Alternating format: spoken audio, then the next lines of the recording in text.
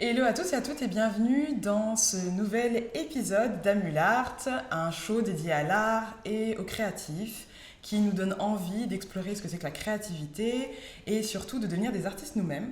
Aujourd'hui, je suis hyper contente et honorée même de recevoir Dems, qui fait de la photo depuis quelques années maintenant et qui, je pense, vous a touché par ses portraits qui allient magie, mystique, architecture. Et donc voilà, donc on va parler de créativité aujourd'hui et pour commencer, je vais le laisser se présenter pour savoir comment il se définit aujourd'hui. Donc Dems, bienvenue, merci d'être avec nous. Merci à toi, merci pour cet accueil. Avec grand plaisir. Écoute, je vais me présenter Ouais, rapidement. qui es-tu aujourd'hui? Ouais. Ouais. Aujourd'hui, je suis Bambi Diagne, 24 ans. Je fais de la photo, de la direction artistique, un petit peu de graphisme. J'essaie de toucher un petit peu à tout, de ne pas trop me limiter et de ne pas me mettre dans des cases surtout. Et puis à côté de ça, là, j'essaie de me lancer dans la réal. Dans la réelle, ouais, parce Ouais. que là, en fait, t'es en train de bosser depuis quoi, 8, 9 mois quasiment? Ouais, Sur là, un ça bébé? fait depuis novembre 2019 que je travaille sur du coup le projet Nubia. Et du coup, depuis, c'est sans cesse de nouvelles personnes qui viennent s'ajouter au projet, qui viennent m'aider, qui viennent me pousser à continuer là-dessus. Donc ça me donne de la force pour continuer et essayer de concrétiser ça. Ouais, tu peux nous parler un petit peu de Nubia? C'est quoi l'histoire? Comment c'est né? C'est vraiment né de tout, de tout ce qui fait en fait mon processus créatif personnel, c'est-à-dire que ça vient un peu de nulle part, c'est une idée que je chope dans l'air et que je note et à laquelle je pense plus tard. Au début, c'était pas du tout ça, c'était une seule vidéo que je voulais faire, une vidéo unique sur laquelle je voulais un petit peu rendre hommage à mes origines, entre guillemets. Et en faisant des recherches, en essayant de creuser, en essayant de la faire au mieux possible, j'ai commencé à rédiger dessus, à travailler sur un dossier de production. Et c'est là que je me suis rendu compte que c'était trop petit, une seule vidéo, ça ne suffisait pas pour ce que je voulais faire de ce projet-là. Et c'est à partir de là que ça a pris de l'ampleur, en fait. J'ai commencé à parler du projet à des personnes autour de moi, les personnes ont accroché, m'ont aidé à améliorer, à trouver d'autres choses, à rebondir sur mes idées. Et puis voilà, c'est comme ça que le projet Nubia est né. Et aujourd'hui, Nubia, qu'est-ce que c'est, vu que ça a évolué, que c'est parti d'une petite vidéo et que maintenant c'est plus gros? Maintenant, je compte en faire une série d'anthologie, c'est-à-dire Ok. qu'en fait, chaque épisode va se suffire à lui-même. L'idée étant de présenter à travers chaque protagoniste une histoire autour d'une ethnie en particulier africaine. Cool. Et l'idée à travers ça, c'est de présenter de manière originale, sous un aspect nouveau, les arts et les traditions africaines et surtout montrer un aspect qui n'est pas forcément mis en avant euh, et surtout célébrer la tradition orale africaine. Ouais, donc en fait, tu es en mode griot des temps modernes, c'est ça? On peut dire ça comme ça, Ouais. on peut dire ça comme ça. J'essaierai vraiment à travers Nubia, vraiment de montrer, entre guillemets, de mettre en avant euh, le, la manière dont les contes africains sont racontés et les leçons sous-jacentes qu'on peut en tirer. Pas forcément les leçons ni les morales, mais surtout vraiment l'expérience personnelle dont on peut en retirer. Parce que chaque personnage, en fait, est censé être vécu dans sa chair. Ouais. Euh, on raconte une histoire comme on raconte plusieurs parties de nous-mêmes, en fait. Et c'est ça qui est ultra intéressant dans le conte oral traditionnel en Afrique. Ok. Et comment est-ce que tu as sélectionné les ethnies? C'était quoi le casting? Il y a Qui est dedans, qui est pas dedans? Il faut nous dire maintenant. Tout le monde est dedans, enfin tout le monde ne peut pas être dedans pour l'instant parce que forcément j'ai dû faire des choix pour mes premiers épisodes. Là je compte faire 6 premiers épisodes, mais je compte pas limiter la série à ça. Si je peux en faire plus, j'en ferai plus. J'ai vraiment sélectionné en fonction des ethnies qui me parlent le plus et avec lesquelles j'ai le plus, entre guillemets, de connexion spirituelle, si je peux dire ça Ouais. comme ça. Et avec lesquels je sens que je peux raconter une histoire intéressante, raconter une histoire qui me parlera d'abord moi en premier. Donc en fait, c'est quoi? C'est des histoires qui sont déjà existantes et ensuite toi tu viens rajouter de la fiction dessus ou comment tu as créé ces histoires? Elles sortent Alors c'est purement de la fiction, donc ça sort de ma tête. Okay. Mais ça part quand même d'une base réelle. Ça part en fait de tous les contes oraux traditionnels que j'ai vus par rapport à ces ethnies. Toutes les traditions, j'essaie vraiment de les comprendre, j'essaie vraiment de les incorporer et de comprendre pourquoi ces traditions, pourquoi ces arts existent et d'où ils viennent et comment ces formes d'expression ont réussi à parvenir jusqu'à nos jours et vraiment essayer de comprendre en fait, de comprendre à travers ces expressions qu'est-ce qu'il y a comme je ne saurais pas comment te l'expliquer mais ouais. Comment ces expressions en fait naissent et comment elles se transmettent à travers l'idée de la transmission est hyper importante. Et là, du coup, ce qui est magique, c'est que tu arrives à faire de quelque chose qui est oral un art visuel aussi, finalement. Et est-ce qu'il y a des artistes qui t'ont inspiré justement sur ce chemin? Il y en a énormément. Tu peux nous en parler un petit peu?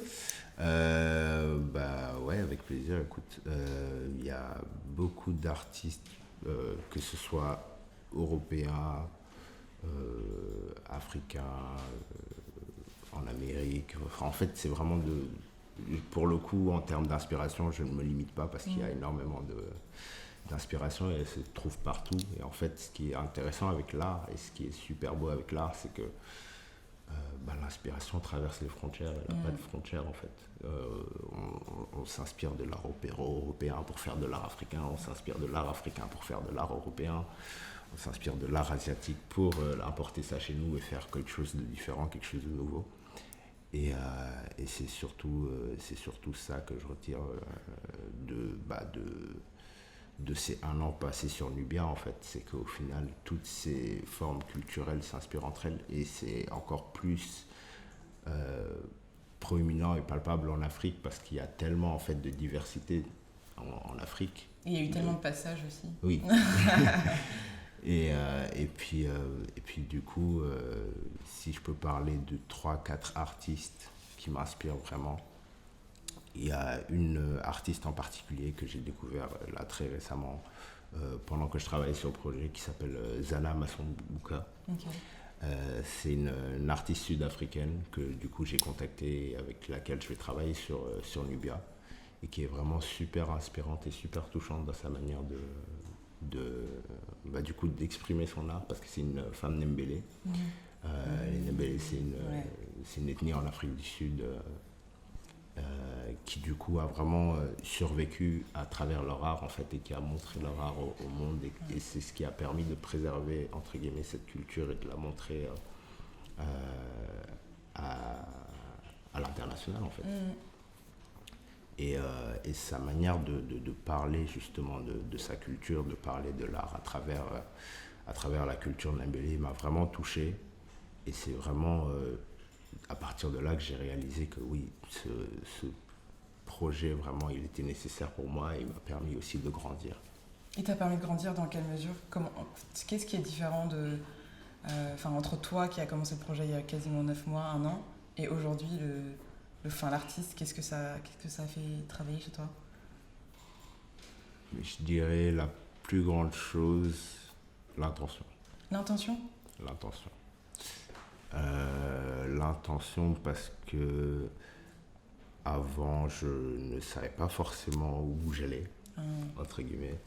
Je savais que j'aimais la photo, je savais que je voulais faire ça, je savais que c'était ma passion.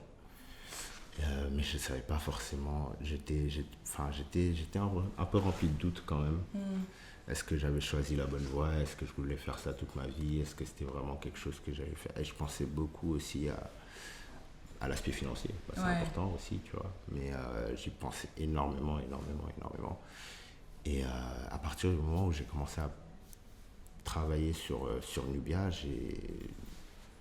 en fait, mon focus a complètement changé de direction. Là, je suis vraiment plus focus sur le projet, la manière de le réaliser.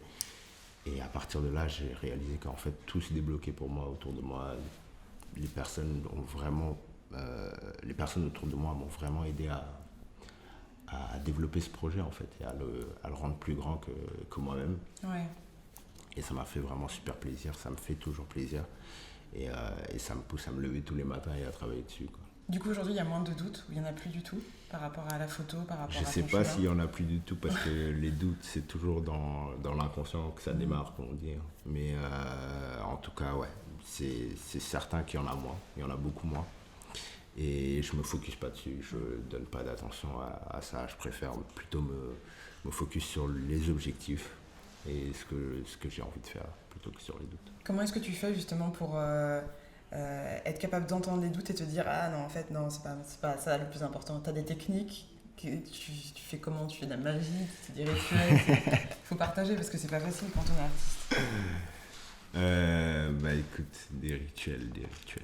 Pas forcément des rituels, hein, mais est-ce que tu as des Euh, techniques, des choses qui te Bah permettent de... écoute, moi j'ai commencé la méditation il n'y a pas très longtemps. Ok. J'ai commencé à méditer, j'ai vu que c'était quelque chose qui était plus ou moins conseillé par pas mal de thérapeutes, etc., de psychosociologues, voilà. Et puis j'ai essayé, je me suis dit pourquoi pas, il n'y a rien à perdre. Et c'est vraiment quelque chose qui m'a beaucoup aidé, ça m'a permis de me recentrer sur moi-même, d'éviter aussi d'avoir trop de peur et d'éviter de trop réfléchir surtout. Parce que parfois on réfléchit trop et en fait on se crée des peurs et des blocages nous-mêmes en fait, en essayant d'être logique et en cachant ça sous une forme voilà, de sécurité entre guillemets et de pragmatisme qui fait que du coup on n'ose pas faire les choses comme on a envie de les faire, qui fait que du coup on est pas mal bloqué en fait et on se bloque nous-mêmes dans notre manière de penser, dans notre manière d'agir, juste à travers notre imagination en fait, Ouais, et pas à travers quelque chose qui est réel, qui est palpable. Donc au final, à partir du moment où j'ai réalisé ça, maintenant dès que j'ai une pensée négative, bah, je la couvre par autre chose, par une pensée Tu positive. mets la couette dessus. Ouais, exactement. En mode Je mets next. la couverture et puis on passe à autre chose. Ok. Tout à l'heure, tu parlais du fait que les cultures en fait s'influençaient les unes les autres. Et moi, ça m'a fait penser justement à toute ce thème, ou en tout cas les polémiques qui sont liées à la cultural appropriation. Donc, comment est-ce qu'on définit la limite entre l'inspiration entre des cultures et l'appropriation d'une culture sur une autre? Enfin, je sais même pas si c'est une culture sur une autre ou des personnes dans une culture qui s'approprient une autre culture. Comment tu... Moi, ça me gênait beaucoup avant, mais Ouais. maintenant, c'est pas quelque chose sur lequel honnêtement je m'attarde. Ok. Je trouve que l'inspiration se trouve partout, donc il n'y a pas de culture qui appartienne à quelqu'un exclusivement. L'art appartient à tout le monde. Je pense qu'à partir du moment où tu, euh, tu respectes quand même un minimum la culture à laquelle tu fais référence. Tu empruntes. Voilà, empreinte, même si j'aime pas ce terme, entre guillemets, que tu empruntes, je pense que tu as le droit, tu as tout ton droit de t'inspirer de n'importe quel courant artistique, culturel, traditionnel pour, pour ta propre personne. Et puis voilà. Après, bon, il y a inspiration et il y a plagiat. Ouais, c'est ça. Si on plagie pas une culture, on plagie un art, on plagie quelque chose de palpable. Donc c'est une autre question. Mais si on s'inspire d'une culture pour créer quelque chose de nouveau, moi je trouve que tout le monde devrait être capable de le faire.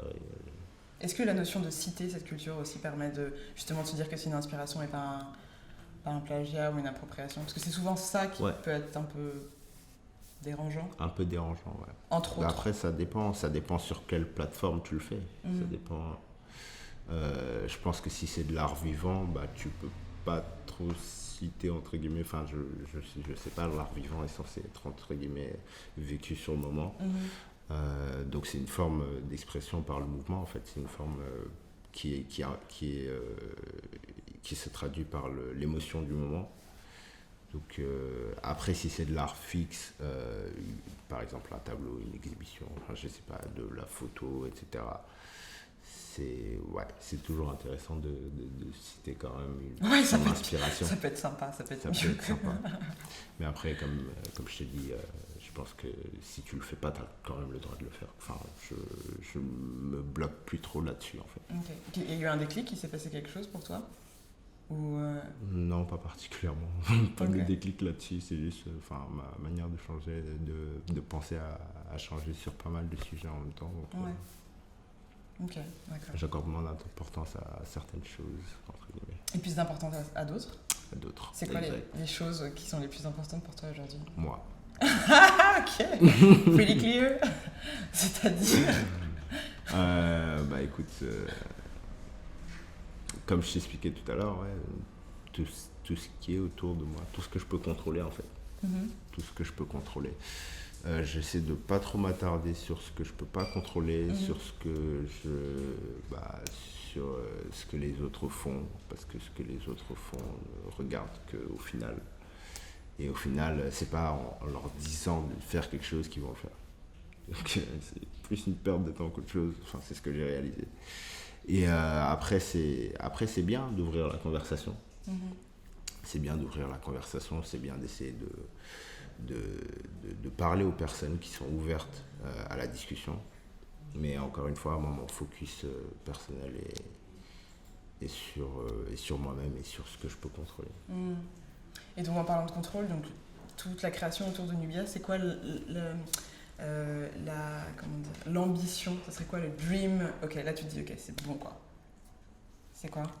L'ambition, le dream, ce serait de pouvoir produire tous les épisodes déjà. Ok, donc il y en a 6? Exact. Ok. 6 voire plus après. Ouais, bien sûr. Mais 6 pour l'instant. Et pouvoir utiliser, pour ne pas se limiter en termes de budget pour pouvoir réaliser ce que donc tu veux budget illimité. Exactement. D'accord. Et donc, yes. Je sais que je t'ai posé la question tout à l'heure, mais je crois que j'ai pas eu exactement la réponse. C'est qui les ethnies? Du coup, dans Nubia, on veut savoir. Ah. Ouais. Écoute, je ne cache pas que là, pour l'instant, il y a 3 épisodes fixes. D'accord. Et les autres sont entre guillemets en ruminage. Ok. Donc l'ethnie la plus répandue en Afrique, c'est l'ethnie Fula, les Peuls. Donc pour moi, c'est quand même déjà j'ai beaucoup de Peuls dans ma famille. J'ai du sang Peul en moi. Donc c'est vraiment une ethnie qui avec laquelle j'ai grandi en fait, en termes d'histoire, en termes de contes, en termes de lore, en termes de folklore. Et c'est quelque chose, c'est des histoires qui me parlent beaucoup et que j'ai envie d'incorporer dans Nubia. Et puis voilà, donc ça va être la première ethnie avec laquelle je compte raconter une histoire. Après, il y a les Amazirs, berbères. Je connais pas du tout. Donc c'est quand tu parles d'Afrique. Ok, tu parles d'Afrique, l'entièreté de l'Afrique. Oui, je parle de l'entièreté de l'Afrique. Et puis après, ce qui est assez curieux, ce qui est assez drôle, c'est qu'il y a beaucoup de gens qui ne le savent pas, mais aussi les berbères sont extrêmement diversifiés. Il y a des berbères noirs, il y a des berbères qui ont ma couleur de peau. Et en fait, c'est pas forcément ces berbères-là qu'on voit et qui, du coup, qu'on connaît. Et c'est assez intéressant de voir sur une ethnie qui a autant de diversité justement humaine. Et il y a un folklore qui est aussi très très divers et qui accompagne aussi cette diversité humaine et que je trouve assez intéressant à aborder. Ok. Après, il y a du coup les Nembélé. Ok. Ouais, donc il y a quand même du lourd. Là, on est sur du lourd. Est-ce que du coup, si l'environnement le permet, bref, tout ce qui se passe le permet, tu vas être amené à voyager pour filmer sur place? Comment ça va se passer? Ça va se faire sur place. D'accord. Enfin, l'objectif, c'est que ça se fasse sur place. En fait, au début, comme je t'ai dit, le projet, il a pas mal évolué depuis le début, il a pas mal changé. Et avant, je comptais faire ça en studio, c'était plus de la mise en scène autour de prose, justement, dans le même type que le conte traditionnel, conte oral traditionnel. Donc vraiment utiliser cette forme prosienne, lyrique. faire de la mise en scène autour, en fait. Et c'est toi qui as écrit, du coup, cette prose? Non, justement, j'étais en contact avec plusieurs artistes et en fait, moi, je dessinais mon synopsis et je parlais avec des artistes pour justement écrire cette prose et travailler main dans la main avec eux pour sortir quelque chose d'abouti, quoi, que je ne pourrais pas sortir tout seul, malheureusement. Mais ça, je trouve que dans ce que tu as posté sur Insta, c'est nubia.film, c'est ça? Les extraits qu'il y a sont... t'es directement absorbé par l'univers, c'est assez minimaliste, mais en même temps, les 2-3 phrases qui sont posées, les 2-3 questionnements qui sont posés, tu te dis wow, genre ok, tu vois, genre c'est... Je pense que c'est une belle introduction, enfin c'est une belle entrée dans la matière, en tout cas ça donne envie. En tout cas moi ça m'a donné envie, je me suis dit ok, donc ça a l'air cool, il faut que ça sorte. Ouais. C'est pas pour maintenant malheureusement, mais... On espère que ça va faire. Ouais, bon, de toute façon, là, même d'un point de vue juste logistique, ça serait peut-être un peu compliqué de... c'est sûr. Mais en tout cas, oui, ça fait vraiment plaisir que tu me dises ça parce que au début, je travaillais avec une seule personne à l'écriture. D'accord. C'est Paul Eugène. Donc, c'est un ami que j'ai rencontré du coup, très récemment. Pareil, lui aussi, juste un peu avant quand même que je commence à écrire sur le projet. Et quand j'ai commencé à écrire sur le projet, du coup, je l'ai recontacté, on en a parlé, il était directement complètement OP pour le projet. Et c'est lui qui a écrit pas mal des textes qui se retrouvent sur Nubia Film. C'est lui qui les narre aussi ou pas? C'est lui sur... je crois que sur toutes les vidéos qui ont été publiées, je crois que c'est lui, ouais. Okay. Toutes les vidéos où il y a une voix off, ça a été lui. Ouais. Ok, ouais, c'est top.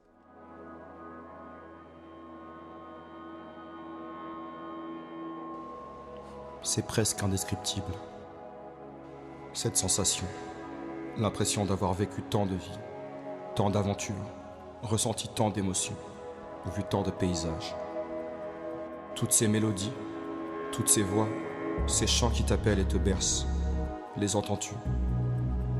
Toutes ces odeurs, ces couleurs, ces formes qui te font vibrer, les ressens-tu? Agréable, ça ne t'a jamais quitté, c'est en chacun de nous. C'est notre héritage, qui nous sommes vraiment.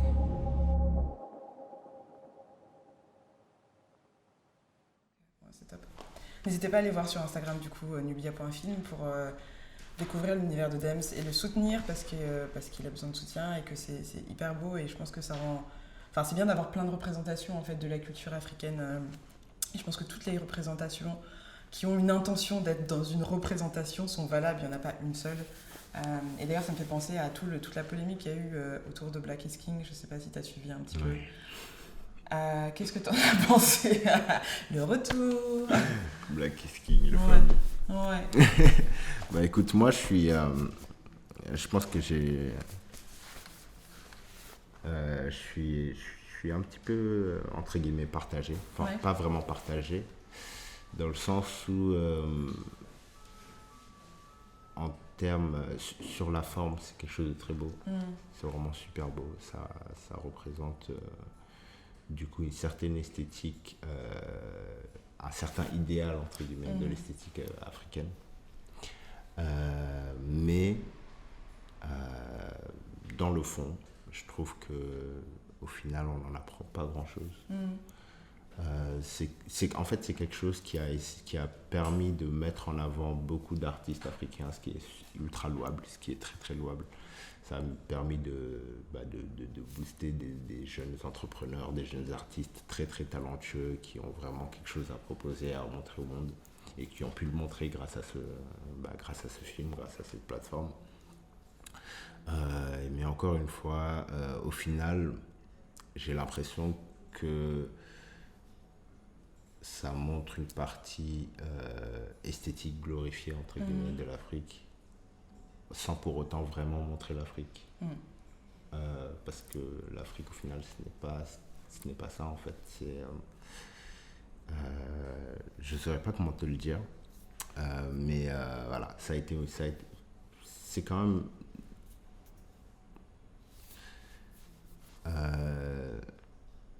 comment dire. En fait, la chose qui m'a dérangé, la chose qui m'a le plus dérangé, c'est le fait donc du coup, comme je t'ai expliqué, on ne voit pas trop, entre guillemets, les ethnies, on ne voit pas les traditions, on ne voit pas ce qui se fait dans la vie africaine. Est-ce que c'était le but? Est-ce que c'était le but? C'est ça la question aussi. Est-ce que c'était le but? Est-ce que le but, c'était pas au final de mettre en place quelque chose de purement artistique, décoratif, entre guillemets? Esthétique. Dans ce cas-là, oui, l'objectif est atteint. Mais je veux dire, dans la manière dont ça a été présenté, dans la manière dont ça a été vendu, j'ai l'impression que c'était quelque chose qui était censé présenter une partie de l'Afrique, qui était censé faire en fait une apologie, une ode à l'Afrique. Et c'est pas ce que j'ai retrouvé en fait. D'accord. Donc c'est plus au niveau du marketing et de la com que il y avait un décalage par rapport à l'œuvre qui est sortie. Ok. Moi, je trouve ça intéressant, comme ça a été un débat incroyable ce truc. Et je trouve ça intéressant d'en discuter pour comprendre des points de vue. Tu trouves qu'il a lieu ce débat ou pas? Alors, pour moi, c'était très très beau, esthétiquement, c'était très très très très beau. Ensuite, j'ai pas trop suivi la com qui était autour, donc, parce qu'a priori, il y a eu des éléments qui font dire que c'est pas ce qui était attendu.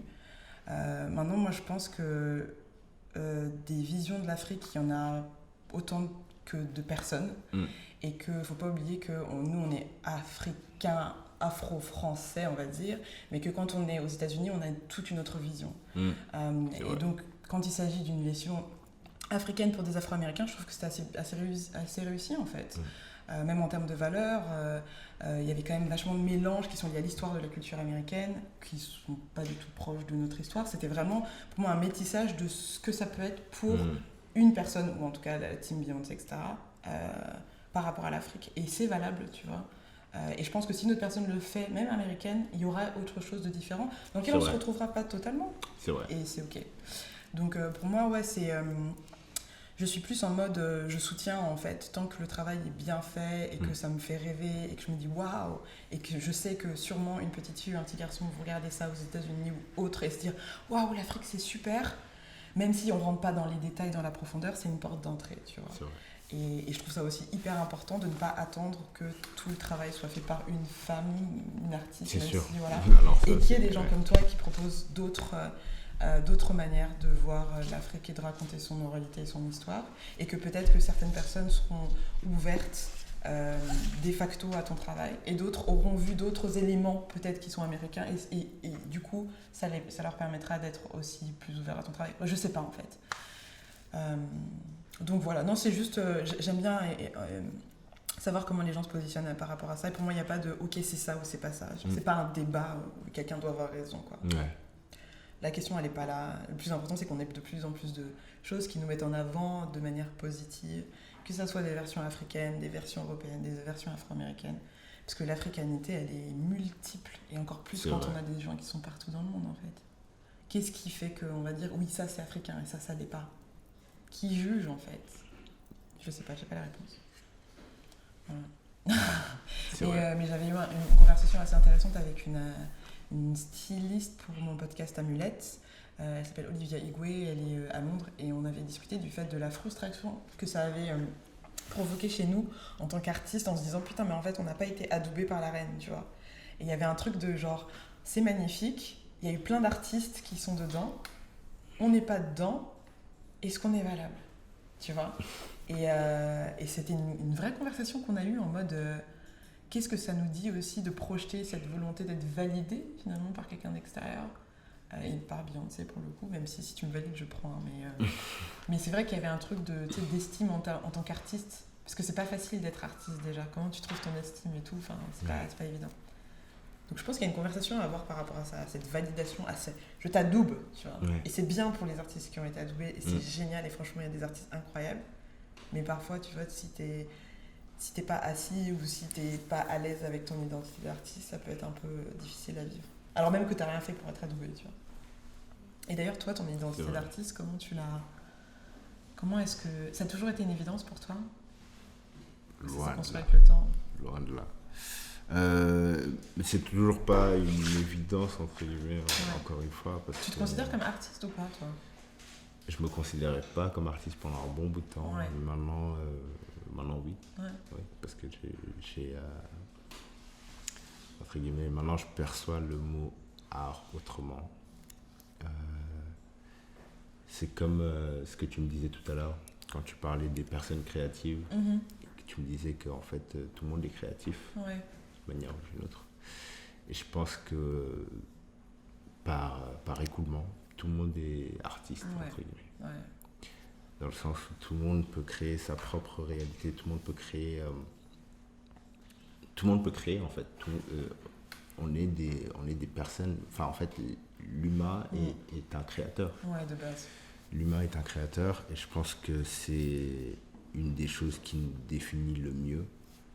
Et à partir du moment où on s'ouvre à cette partie de nous-mêmes, on est capable de voir justement plus loin que simplement le physique, que simplement le matériel, et être capable de créer juste à travers la pensée, à travers nos intentions et à travers nos émotions. Mhm. Et du coup, moi, au début, je me suis longtemps cherché. Comme je t'ai dit, j'ai commencé en architecture parce que j'étais plus suiveur que du coup faiseur, entre guillemets. Quand tu dis suiveur, ça veut dire quoi? Dans le sens où en fait j'avais commencé parce que j'étais inspiré par d'autres personnes qui faisaient de l'architecture. Donc je les ai suivis en architecture. Après j'ai commencé à faire un petit peu de choses un peu plus vandales, de l'urbex, de l'exploration urbaine. D'accord. C'est quoi l'exploration urbaine? C'est le fait d'aller sur des lieux abandonnés un petit peu partout autour de Paris, soit sur les rooftops aussi, les toits de Paris, les toits parisiens. Donc j'ai fait ça pendant 1 an. Ouais. Et là, tu faisais quoi? Tu faisais de la photo, c'est ça? Ouais, c'était de la photo, Et du coup, j'y allais avec des amis à moi et au fur et à mesure, j'ai commencé à les photographier là-dessus, sur ces lieux. Et je me suis rendu compte qu'en fait, le portrait, c'était super, c'était pas mal, c'était vivant, il y avait du mouvement, il y avait beaucoup plus de possibilités, en tout cas pour moi, de ma propre vision, que sur l'architecture. Ouais. Donc, c'est à partir de là que j'ai commencé à créer mon Instagram, à poster, à partager dessus. Et c'est là que j'ai été contacté par d'autres personnes qui avaient envie de travailler avec moi. Et du coup, ça m'a fait énormément plaisir et j'ai continué là-dessus. Et depuis, c'est ce qui me parle le plus. Et donc ça, en fait, le fait que les gens t'appellent, c'est ça qui a assis ton identité d'artiste, ou ça s'est fait même après? Ça s'est fait même après, je pense. Ouais. Donc, en fait, les gens te contactaient, tu disais... est-ce que tu avais conscience que tu avais un talent ou un truc particulier, ou tu étais en mode bon, on y va? Non, j'aimais bien ce que je faisais. Ça me parlait, mais pareil, j'avais encore toujours... en fait, j'essaie vraiment... Je reste encore très très dur jusqu'à l'heure actuelle. Avec moi-même, avec la manière dont je fais mon travail, avec la manière dont mes photos sortent. Donc j'essaie tout le temps de me pousser, de faire autre chose, de faire quelque chose de différent, de faire quelque chose de nouveau. Mais au début, c'est vrai que j'avais pas mal de doutes. Mais j'aimais quand même ce que je faisais parce que ça venait de moi et que qu'il y a un an avant ça, j'aurais été incapable de me dire que c'est moi qui ai photographié ce truc-là et que ça donnait du coup cette vibrance-là en fait en photographie. Et du coup, c'est à partir de ce moment-là que j'ai commencé à balancer. Et du coup, être validé par les personnes, ça fait toujours du bien. C'est toujours bon. Ça fait toujours plaisir. Mais au final, tant qu'on ne se valide pas soi-même, ça reste que du plaisir temporaire. Ouais, c'est clair. En fait, au début, inconsciemment, je ne m'étais pas forcément validé moi-même. Ouais. Et du coup, j'avais forcément beaucoup d'insécurité quand je voyais que les photos avaient moins de likes sur Instagram, moins de commentaires. Donc, ça a quand même pas mal guidé mes choix au début. Ouais. Et donc, en termes artistiques. Tu faisais moins des choses qui te plaisaient du coup? Tu essayais d'aller vers le sens du like et du comment? J'ai essayé à un moment donné d'aller vers le sens du like et du comment. Et c'est quelque chose qui a qui, quand je le regarde maintenant, qui m'a fait beaucoup de mal et qui m'a fait perdre beaucoup de temps, surtout en fait, dans mon processus créatif. Mais au final, c'est pas plus mal parce qu'on en apprend en fait. Ouais, c'est clair. On en apprend, on se rend compte qu'au final, même avec toutes ces choses-là, toute cette validation, il y a toujours cette impression de vide, entre guillemets. Qu'est-ce qui manque en fait à mon processus créatif? L'intention en fait, et c'est ça qui a changé. D'accord, ok, je comprends mieux. Ben, c'est sûr que la course au like, mais de manière générale, quand on est artiste et qu'on se définit comme artiste ou qu'on est juste sur Instagram et qu'on a un business ou quoi sur Instagram, le fait de chercher absolument la validation extérieure, ça peut être vraiment un piège en fait. Et après, il y a cette course à la validation qui fait que tu te perds en fait. Et c'est pas que lié à Instagram, parce que c'est de manière générale dans la vie. Tu cherches absolument à être validé par ton gars, par ta go, par l'extérieur. Tu vas devenir un caméléon juste pour avoir cet amour qui dure pas en fait. Ouais. C'est sur l'instant. Et surtout, tu demandes la validation à des personnes qui elles-mêmes se valident pas elles-mêmes. Donc du coup, en fait, il y a pas de, comment dire, c'est pas logique, tu vois. Ouais. On fait beaucoup de choses qui sont pas logiques en tant qu'humain. C'est clair. Mais ouais, c'est ça. C'est surtout qu'au final, même si tu te fais valider, tu ne sais pas vraiment ce que la personne pense. La personne peut être fausse. La personne peut te valider juste parce que voilà, tu connais telle ou telle personne, que tu fais telle ou telle chose qui peut lui apporter à elle aussi. Et au final, en fait, tu te rends compte qu'en fait, il n'y a pas de vraie validation réelle si ce n'est la tienne. Ouais, c'est clair. Est-ce qu'on peut tweeter ça, s'il vous plaît? Non, mais c'est un truc au quotidien, en fait, de se le rappeler. Parce que c'est une chose de le comprendre intellectuellement, et c'en est une autre de le vivre. Parce que ça veut dire que quand tu vas recevoir le compliment ou le truc, le machin, de dire, ok, c'est cool, mais en fait... ça ne me définit pas. Ouais, voilà. Et même si c'est le meilleur compliment du monde, tu dis, ok, c'est cool, mais c'est pas ça, en fait. Il y a aussi le truc d'être dans le process et pas dans le résultat final. Comment tu vis, toi, ton process artistique, créatif? Comment je le vis? Ça, c'est une question compliquée. Est-ce que c'est la torture, genre tous les matins avec ton verre d'alcool et en train de te dire « Ah mon Dieu », et c'est comme ça que ça sort, comme on a un petit peu le cliché de l'artiste qui est en souffrance. Est-ce que c'est vrai? Ou comment ça se passe pour toi? Avant, c'était un peu ça. C'était quand j'étais bloqué, entre guillemets, quand j'arrivais pas, quand j'étais un petit peu, entre guillemets, en blocage artistique, un blocage créatif. Je le vivais assez mal parce que voilà, je voulais tout le temps me mettre la pression de tout le temps vouloir créer, etc. Et en plus, quand on est dans ses débuts, forcément, on a envie de montrer des choses, on a envie de se prouver des choses à soi-même, de prouver des choses à autrui, aux gens. Et du coup, voilà, il y avait énormément de stress par rapport à ça. Oui, qu'est-ce que je peux faire pour innover, pour faire un truc nouveau, pour faire un truc cool, peps, etc. Et au fur et à mesure, j'ai commencé à délaisser ça, en fait. Pas à délaisser forcément, enfin, pas à délaisser à proprement parler, mais j'ai commencé à accorder moins d'importance à ça et à me rendre compte qu'en fait, l'inspiration vient d'elle-même, en fait. Tu peux pas la forcer. Enfin, moi, en tout cas, c'est comme ça que je le vis. Que parfois, je peux me balader dans la rue, voir un objet, et cet objet va m'inspirer à faire autre chose qui est complètement différent. Mais voilà, c'est quelque chose que... Enfin, en fait, mon processus créatif, c'est quelque chose que j'ai jamais compris. Que je pense que je comprendrai jamais, mais... tu l'acceptes, quoi. Tu l'acceptes. Je l'accepte. Ouais.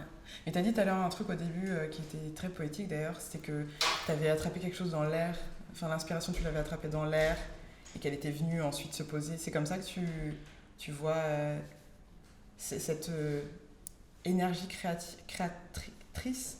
Il y a pas mal d'artistes qui définissent que... Enfin, je sais pas si tu as lu le livre Big Magic de Elisabeth Guibert, celle qui a fait Eat, Pray, Love, le bouquin à la base qui est devenu un film ensuite de Julia Roberts. Elle décrit dans Big Magic là sa définition de la créativité qui est en fait cette espèce d'énergie ou ce truc impalpable là et que tu peux choper et que parfois ça passe par toi et si tu ne le chopes pas, et ben ça va chez quelqu'un d'autre. Tu vois, je trouvais ça hyper beau, hyper poétique. Et le fait que tu parles d'air tout à l'heure, ça m'a fait penser à ça. C'est ce que je pense aussi. Ouais. C'est ce que je pense aussi. Je pense qu'en fait, inconsciemment, quand on passe quelque part, on y laisse une espèce d'énergie, je ne sais pas comment on peut appeler ça. On y laisse comme je te disais, ça, je reviens à l'intention et aux émotions, mais on y laisse quelque chose en fait, on y laisse une marque, même si c'est pas quelque chose qui est palpable, qui est visible. Je pense que c'est quelque chose qui existe, qui est réel. Et je pense que on est tous plus ou moins liés d'une manière ou d'une autre, et c'est en fait c'est cette marque inconsciente qu'on va aller récupérer. Donc je peux me balader quelque part dans une pièce où il y a une personne en particulier qui a donné quelque chose en particulier, et que moi je vais venir. Ouais, c'est trop beau. Ouais, c'est vraiment ça fait sens avec Nubia, je trouve, cette idée d'oralité. Quand on parle d'oralité, on se dit qu'il y a quelqu'un qui va raconter une histoire. Là, tu me racontes une histoire, mais il y a aussi ce truc qui reste en fait, qui est chargé à un moment donné quand tu es dans un lieu ou dans un espace. Exact. Et que tu viens et que tu aspires, tu vois. Exact. Parce qu'en fait, notre voix, au final, c'est la seule chose en nous, qui vit en dehors de nous, en fait. Quand tu parles, tu envoies une vibration, tu renvoies quelque chose qui est à l'intérieur de toi et tu la donnes à quelqu'un d'autre. En fait, c'est quelque chose de très très fort. Donc la parole, c'est vraiment quelque chose de très puissant. Et je pense que en fait, c'est ce qui rend toute sa beauté à l'oralité. C'est-à-dire qu'en fait, on peut raconter plusieurs histoires avec les mêmes mots. Ouais. On peut dire